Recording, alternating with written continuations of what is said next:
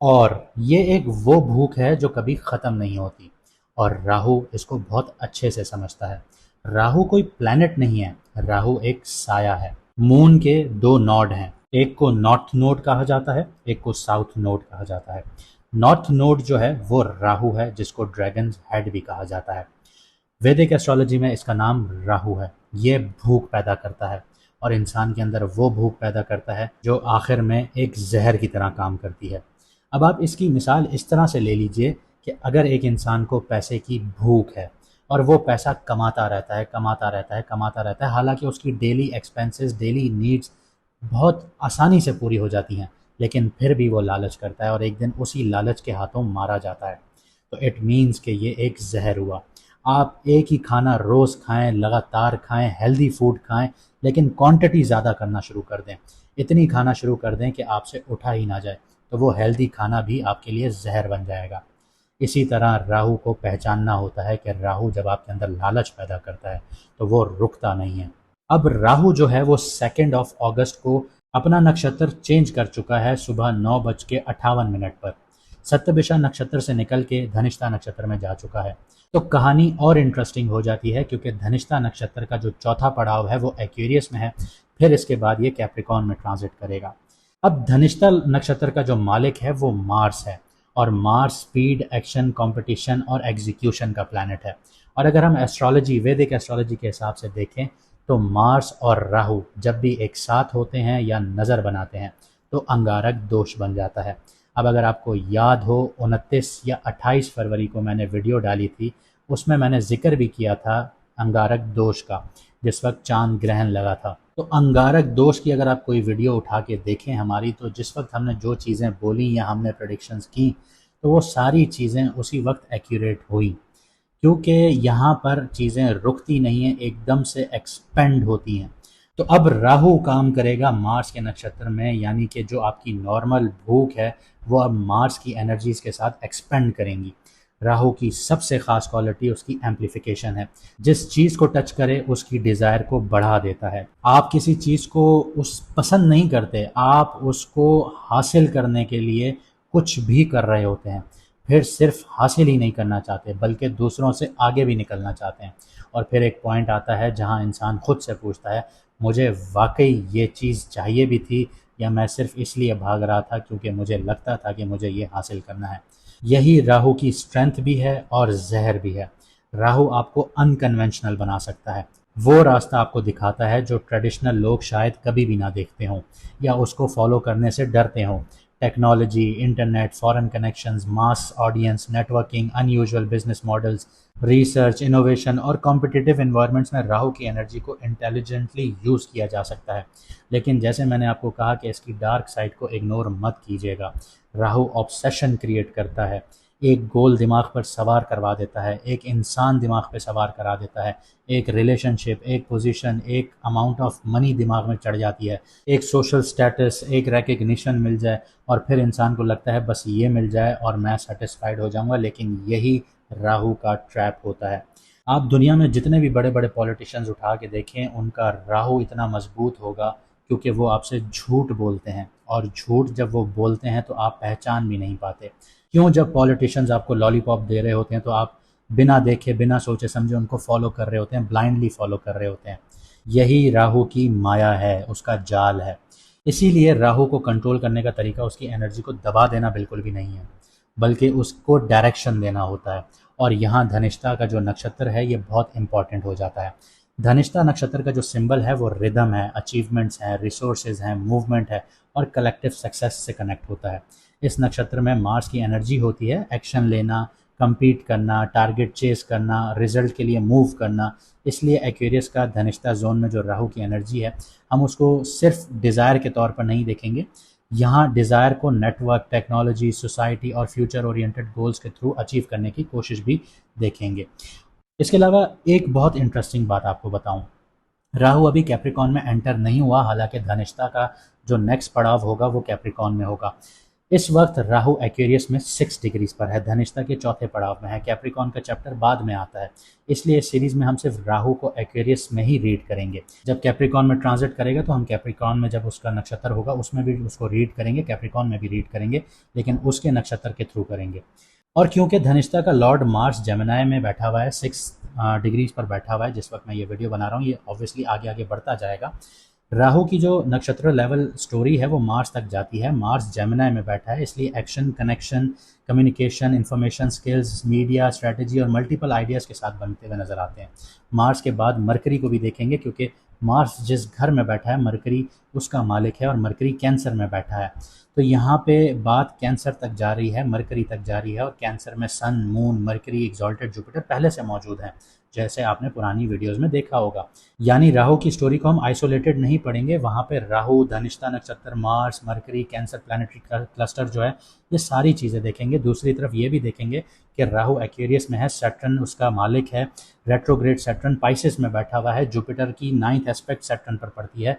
यहाँ से पता चलता है कि राहु किस तरह की डिज़ायर्स क्रिएट करता है, और उस डिज़ायर्स को एक्शन कौन दे रहा है, और उस एक्शन का कनेक्शन ज़िंदगी के किस दूसरे चैप्टर पे बन रहा है। इस वजह से ये राहु का जो नक्षत्र चेंज करना है ये बहुत इंपॉर्टेंट है, क्योंकि राहु स्पीड से डिज़ायर क्रिएट करेगा, मार्स उस डिज़ायर को एक्शन देना चाहेगा, लेकिन सैटर्न यहाँ पर सवाल खड़े कर देगा, क्या आप इस चीज़ की रिस्पॉन्सिबिलिटी भी उठा सकेंगे या नहीं, ये बहुत अहम है। और यहाँ पे जुपिटर का भी एक स्टैंड आ जाता है कि जो चीज़ आप हासिल करना चाहते हैं क्या वो वाकई आपकी ग्रोथ के लिए है भी या नहीं, क्योंकि जुपिटर एक्सॉल्टेड है, जुपिटर आपको एक्सपेंड करेगा। एक्सपेंड अगर जुपिटर कर रहा है तो सैटर्न भी कर रहा है, सैटर्न के घर में बैठा राहु है वो भी करेगा। यानी अगले फेज में सिर्फ अपॉर्चुनिटीज़ नहीं आएंगी, चॉइसेस भी आएंगी, और फ़र्क सिर्फ इस बात से पड़ेगा कि आप राहु की भूख को अपना मास्टर बनाते हैं या उस भूख को अपना इंजन बनाते हैं। हम देखेंगे कि एक्वेरियस में धनिष्ठा नक्षत्र का जो राहु है आपके मून साइन के किस हाउस में बैठा हुआ है, और उस हाउस का रियल वर्ल्ड मैटर्स के किस टाइप की हंगर आपके लिए अपॉर्चुनिटीज़, प्रेशर और ट्रांसफॉर्मेशन एक्टिवेट करता है। अगर आपको आपका मून साइन नहीं पता तो कमेंट सेक्शन में अपनी ओरिजिनल डेट ऑफ बर्थ लिखिए, आपको आपका मून साइन बता दिया जाएगा।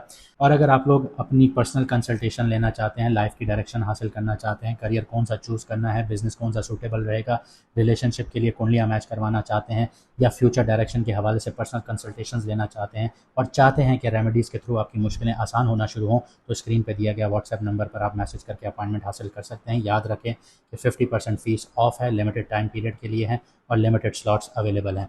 तो अब देखते हैं एक्वेरियस का ये राहु आपके लिए सिर्फ एक नई डिज़ायर लेकर आ रहा है, या वो डिज़ायर आपकी ज़िंदगी की डायरेक्शन भी बदलने जा रहा है। अब बात करते हैं कैंसर मून साइन वालों की। तो राहु इस वक्त आपकी कुंडली के 8th हाउस में है, और यहाँ राहु की जो एनर्जी है वो सीधी सरफेस पर काम बिल्कुल भी नहीं करती। 8th हाउस वो घर है जो आपको उन चीज़ों का सामना करवाता है जो नॉर्मली बैकग्राउंड में चल रही होती हैं, जैसे जॉइंट फाइनेंसेस हो गए, आपके कर्जे हो गए, टैक्सेस हो गई, इंश्योरेंसेस के मामला हो गए, इन्वेस्टमेंट्स हो गई, इनहेरिटेंस के मामला हो गए, आपके खुफिया राज हो गए, रिसर्च हो गई, इमोशनल पैटर्न्स हो गए, और डीप ट्रांसफॉर्मेशन हो गई। इसलिए अगला फेज़ आपको बाहर से देखने में नॉर्मल लग सकता है, लेकिन अंदर ही अंदर फाइनेंशियल और साइकोलॉजिकल प्रायोरिटीज़ बहुत रैपिडली चेंज हो सकती हैं। अब जैसे मैंने बात की कि राहु धनिष्ठा नक्षत्र में चला गया है, जिसका मालिक मार्स है, जो कि आपके 12th हाउस में बैठा है मार्स। यहाँ पे जो राहु है वो 8th हाउस में ट्रांसफॉर्मेशन को फॉरेन मैटर से कनेक्ट कर रहा है, हिडन एक्सपेंसेस से कनेक्ट कर रहा है, आइसोलेशन से कनेक्ट कर रहा है, नींद से कनेक्ट कर रहा है, बिहाइंड द सीन कामों से कनेक्ट कर रहा है जो आप लोगों को नहीं बताते, और क्लोजर के साथ कनेक्ट कर रहा है कि चीज़ें इख्तिताम की तरफ जा रही हैं। रियल वर्ल्ड में इसका मतलब है कि आप किसी फॉरेन क्लाइंट या ओवरसीज अपॉर्चुनिटीज़ के थ्रू फाइनेंशियल सिचुएशंस चेंज कर सकते हैं, लेकिन साथ ही आपकी ट्रैवलिंग से रिलेटेड, रीलोकेशन से रिलेटेड, बिजनेस सेटअप पर अनएक्सपेक्टेड एक्सपेंसेस भी आ सकते हैं। कुछ लोग सीक्रेटली किसी नए प्रोजेक्ट पर काम शुरू करेंगे जो बाद में पब्लिक होगा। मार्स आपके 12th हाउस में बैठा हुआ है, इसकी वजह से राहु जो है वो एम्बिशंस को इमीडिएटली विजिबिलिटी की तरफ नहीं लेकर जाता। आप कुछ अचीव कर रहे होंगे लेकिन दूसरों को उसका रिजल्ट बाद में नजर आएगा, पहले आपको सिर्फ ताने ही नजर आएंगे कि आप कुछ कर नहीं पा रहे। अगर आप research, cyber security, technology, psychology, medicine, investigation, finance, data analysis या किसी कॉन्फिडेंशियल फील्ड्स में हैं तो ये एनर्जी प्रोडक्टिव नज़र आएगी आप लोगों को। आपको सरफेस लेवल पर काम से ज़्यादा हिडन सिस्टम समझने की बहुत ज़्यादा इंटरेस्ट डेवलप होना शुरू हो जाएंगे। अब बात करते हैं कि मार्स जिस घर में बैठा है 12th हाउस में, उसका लॉर्ड जो है मरकरी, वो बैठा है आपके फर्स्ट हाउस में। और मरकरी के साथ जैसे मैंने आपको सूरज ग्रहण की वीडियो में बताया, सन मून तो बैठे ही बैठे हैं और जुपिटर एक्सॉल्टेड बैठा है, और ये सब कुछ आपके फर्स्ट हाउस में है। यहाँ राहु की जो चेन है वो सडनली पर्सनल हो जाती है। जो फाइनेंशियल या इमोशनल ट्रांसफॉर्मेशन 8th हाउस में शुरू होगी, वो इवेंचुअली आपकी आइडेंटिटी, कॉन्फिडेंस और लाइफ डायरेक्शन को चेंज करेगी। आप अपने बारे में जो सोचते थे, अब उसमें रिविजन्स आना शुरू हो जाएंगी। अब रियल वर्ल्ड की बात करूं तो ये किसी करियर चेंज, रिलेशनशिप के फाइनेंशियल डायनामिक्स, इनहेरिटेंस मैटर्स और बिजनेस रिस्ट्रक्चरिंग या पर्सनल क्राइसिस के बाद एक कम्प्लीटली डिफरेंट लाइफ स्ट्रेटजी की फॉर्म में आ सकता है। मिसाल के तौर पर अगर कोई इंसान सालों से एक ही इनकम मॉडल पर डिपेंडेंट था और अचानक रियलाइज़ करे कि उसे इमरजेंसी फंड्स चाहिए, इंश्योरेंस के मामलात हैं, इन्वेस्टमेंट्स में या अल्टरनेटिव इनकम स्ट्रीम्स की ज़रूरत पड़ गई है, तो 8th हाउस का जो राहु है वो ऐसी रियलिटीज़ को इग्नोर बिल्कुल भी नहीं करने देता, आपको इन चीज़ों की तरफ खींच के लेके जाएगा। अब राहु की दूसरी चेन देखिए कि राहु एक्वेरियस में है, और एक्वेरियस का जो लॉर्ड है वो सैटर्न है, जो कि रेट्रोग्रेड है पाइसेस में आपके 9th हाउस में। ये मैंने सैटर्न रेट्रोग्रेड की सीरीज में डिटेल से कवर किया था। सैटर्न यहाँ future direction, higher education, foreign matters, legal issues और बिलीव्स का रिव्यू कर रहा है। इसका मतलब ये है कि जो ट्रांसफॉर्मेशन राहु आपके फाइनेंसेस या इमोशनल लाइफ पर लेकर आ रहा है, वो इवेंचुअली आपके फ्यूचर डायरेक्शन से कनेक्ट होती हुई नजर आती हैं। कोई पुराना एजुकेशन प्लान दोबारा सामने आ सकता है, अब फॉरेन अपॉर्चुनिटीज़ रिकंसिडर हो सकती हैं, किसी मेंटोर की एडवाइस दोबारा रेलेवेंट हो सकती है, या आपको रियलाइज़ हो सकता है कि जिस फिलॉसफी के साथ आप पिछले कुछ सालों से जी रहे थे, अब वो आपके करंट सर्कमस्टांसेस को सपोर्ट नहीं करती हुई नज़र आती। और यहाँ एग्जॉल्टेड जुपिटर को हम नज़रअंदाज नहीं करेंगे, जो कि आपके फर्स्ट हाउस में बैठा है, क्योंकि वो 9th एस्पेक्ट से सैटर्न को देख रहा है। ये एक इंपॉर्टेंट प्रोटेक्टिव लेयर आ जाती है। ट्रांसफॉर्मेशन ज़रूर होगी, लेकिन जुपिटर उस ट्रांसफॉर्मेशन को मीनिंग और डायरेक्शन देता हुआ नजर आएगा। अगर आप किसी फाइनेंशियल रिस्ट्रक्चरिंग से गुजर रहे हैं तो उससे फ्यूचर सिक्योरिटी बिल्ड होती हुई नजर आएगी। अगर करियर डायरेक्शन चेंज होती है तो उसके पीछे डीपर पर्पस डेवलप होना शुरू हो जाएंगे। फाइनेंशियली बात करूं तो ये ट्रांजिट बहुत सीरियस प्लानिंग मांगता है आपसे। लोन्स, क्रेडिट कार्ड्स, टैक्सेस, आपके इंश्योरेंसेज, इन्वेस्टमेंट्स, इनहेरिटेंस या जॉइंट अकाउंट्स को कैजुअली हैंडल नहीं करना आप लोगों ने। किसी भी फाइनेंशियल एग्रीमेंट को साइन करने से पहले डिटेल समझना बहुत ज़रूरी है। राहु 8th हाउस में हाई रिटर्न प्रोमिसेस से अट्रैक्ट कर सकता है यहाँ पे आप लोगों को, और यही वो जगह है जहाँ पे आपको इसके धोखे से बचना है। हाँ, 8th हाउस में राहु जब भी होता है ये अचानक से बहुत कुछ देता है, लेकिन उसी तेज़ी से छीनता भी है। तो क्विक गेन्स की जो टेम्पटेशन है, अगर रिसर्च किए बगैर एक्सेप्ट किए गए तो रिवर्सल भी उतना ही सडन होता हुआ नजर आएगा। रिलेशनशिप में बात करूं तो ट्रस्ट और फाइनेंशियल ट्रांसपेरेंसी जो है वो सेंट्रल इशू बनते हुए नजर आते हैं। पार्टनर के साथ शेयर्ड एक्सपेंसेस, सेविंग, इन्वेस्टमेंट्स या फ्यूचर सिक्योरिटी पर सीरियस कन्वर्सेशंस हो सकती हैं। अगर कोई रिलेशनशिप सिर्फ अजम्पशन पर चल रहा है तो अब क्लियर कम्युनिकेशन की ज़रूरत होगी। स्ट्रॉन्ग रिलेशनशिप इस फेज में और मेच्योर होते हुए नजर आएंगे, क्योंकि दोनों लोग जो हैं वो सरफेस लेवल रोमांस से आगे जाकर रियल लाइफ रिस्पॉन्सिबिलिटीज़ डिस्कस करेंगे। हेल्थ की बात करूं तो हेल्थ के हवाले से स्ट्रेस, स्लीप और इमोशनल प्रेशर, इन चीज़ों को इग्नोर करना नहीं चाहिए आप लोगों को, क्योंकि 8th हाउस का जो राहु है वो दिमाग को एक ही इशू पर रिपीटेडली ले जाता है। अगर फाइनेंशियल या रिलेशनशिप जो हैं वो अनसर्टेनिटी की तरफ जा रहे हैं तो ओवर थिंकिंग, आपकी नींद के इश्यूज जो हैं वो आपकी एनर्जी को अफेक्ट कर सकते हैं। इसलिए प्रैक्टिकल प्लानिंग के साथ इमोशनल रेगुलेशंस भी बहुत ज़रूरी होंगी। तो बस इतना समझिए कि जो भी चीज़ सडनली चेंज होती है वो नुकसान नहीं होता। कुछ चेंजेस आपको उस सिस्टम से बाहर निकाल रहे होते हैं, लूप से बाहर निकाल रहे होते हैं, पहले ही आपके लिए काम करना बंद कर चुके होते हैं। धनिष्ठा नक्षत्र का जो मार्स है वो आपको ट्रांसफॉर्मेशन के अंदर एक्शन देता हुआ नजर आता है। मरकरी उसे आइडेंटिटी तक लेकर जा रहा है, जुपिटर मीनिंग दे रहा है और सैटर्न फ्यूचर डायरेक्शंस को रिव्यू कर रहा है। उम्मीद करता हूँ आपको वीडियो पसंद आई होगी। अगर ऐसा है तो लाइक, शेयर, कमेंट ज़रूर कीजिएगा। चैनल को सब्सक्राइब कीजिए। मुझे दीजिए यहाँ से इजाज़त। मिलते हैं अगली वीडियो में सितारों के सफ़र पर।